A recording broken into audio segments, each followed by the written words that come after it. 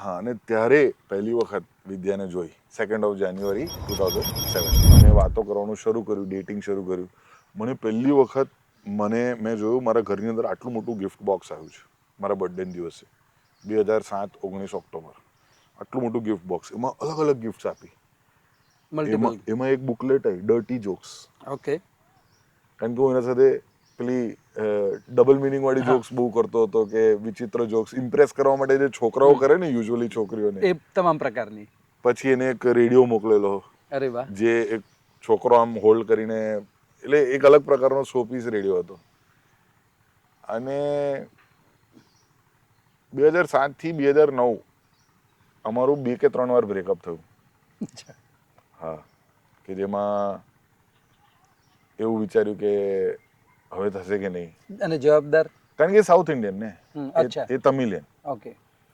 તો એ બેંગ્લોરની છે, પણ Born and raised in Surat. અને એક છોકરી ખાસ સુરતથી વડોદરા, મને એના પપ્પાની જે કંપની બાટલી બોયમાં એ કામ કરતા હતા, અને એમના મિત્રો વડોદરા રહેતા હતા. તો વિદ્યાના પપ્પા મિસ્ટર જાનકીરમન એ જ્યારે આવ્યા વડોદરા, તો વિદ્યા પણ કીધું કે હું પણ આવું છું સાથે.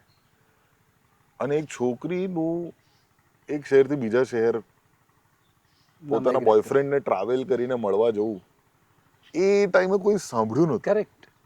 કે એવું કોણ કરે, કઈ છોકરી કરે આવું? રોમાંચિત થઈ જવાય એવી રોમેન્ટિક ઘટના છે. એટલે હું ગાંડો પ્રેમમાં પડી ગયો યાર. ભગવાઈ જવાય. This is like crazy. કે આવા નપાવટ નાલાયક છોકરાને આટલો બધો પ્રેમ કઈ રીતે કોઈ છોકરી કરી શકે? અને હું હતો નપાવટ, હું નાલાયક હતો, એટલે એના સાથે સારો હતો, પણ એ જોઈ શકે છે કે મારું આખું જે અન્ડરસ્ટેન્ડિંગ હતું એ અલગ હતું. અને પછી વાત ધીરે ધીરે આગળ વધી, અને પપ્પાની તબિયત નથી સારી રહેતી, એના પપ્પાની. એટલે પછી એને કીધું કે પપ્પાને આ ટાઈમે કહીશું તો પપ્પાને સારું નહીં લાગે. અને he was genuinely in a very bad shape at that time. એટલે પછી પ્રોબ્લેમ થયો, ઇસ્યુ થયો, અને બહુ રડારડ કર્યું મેં, બ્રેકઅપ થઈ ગયું. અને 6 મહિનાનો એક મોટો લાંબો ગાળો રહ્યો. એ લાંબા ગાળાની અંદર અમારી પંચાયત અમારા કરતાં વધારે અમારા મિત્રોને થવા લાગી કે તમે મને કેમ બ્રેકઅપ કર્યું, આવું થોડી હોય. કોઈ બીજાના લગ્નમાં અમારી વાત ચાલી રહી છે.